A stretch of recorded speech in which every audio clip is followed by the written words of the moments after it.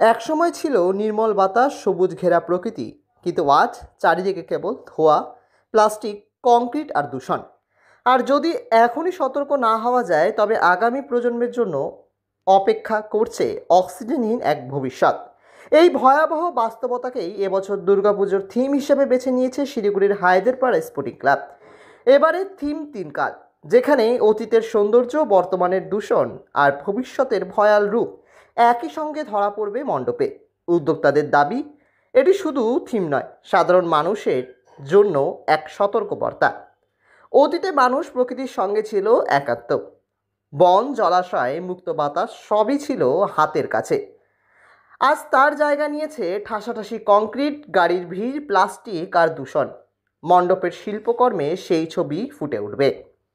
স্কুলের বাচ্চাদের ব্যাগের জায়গায় অক্সিজেন সিলিন্ডার কিংবা ফ্লাইওভারের ঘেরা বদ্ধ শহর, সবই দর্শককে ভাবাবে ভবিষ্যতের অক্সিজেন শূন্য পৃথিবী দিয়ে। এবার 56তম বর্ষে পা দিল হায়দেরপাড়া স্পোর্টিং ক্লাব। শিলিগুড়ির শিল্পীদের হাতে তৈরি হচ্ছে প্রতিমা ও মণ্ডপসজ্জা।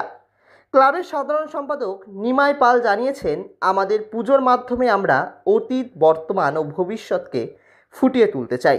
এর সঙ্গে পরিবেশ বাঁচানোর বার্তাও থাকবে। অতীতটা আমরা মণ্ডপে বুঝাবো, বর্তমানটাও বুঝাবো, ভবিষ্যৎটাও বুঝাবো। আমাদের মণ্ডপে অতীতের সেগুলো থাকবে, যেটা ছিল, বর্তমানে কি অবস্থা চলছে, ভবিষ্যতে কি হতে পারে। হয়তো আমরা আশা করছি ভবিষ্যতে এমনও হতে বাচ্চারা যখন বাড়ির থেকে বেরোবে না, কিন্তু একটা অক্সিজেন নিয়ে ওকে স্কুলে যেতে হবে। এইটাই আমরা এবার মণ্ডপে তুলে ধরছি, সম্পূর্ণ পরিবেশের উপরে। পাশাপাশি প্রতি বছর বিশেষ থিমের জন্য নজর কাড়ে এই পুজো। এবছরও শহরের ভিড় জমবে হায়দেরপাড়ায়। উদ্বোধন হবে দ্বিতীয়াতে।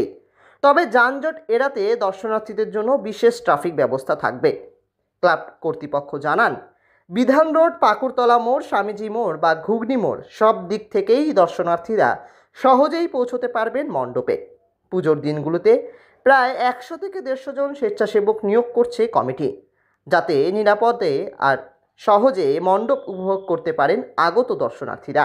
সজ্জায় তো থিমের সঙ্গেই একটা আমাদের প্রতিমাগুলো হয়ে থাকে। আলোকসজ্জায় নর্মালি আমরা যেরকম করি, আমাদের তো মেন রোডে আলোকসজ্জা অত প্রথমে স্ট্রেট রাস্তা না, ছোট রাস্তা, সেই জন্য যেরকম আমরা মণ্ডপের উপরই বেশি আলোকসজ্জাটা করবো।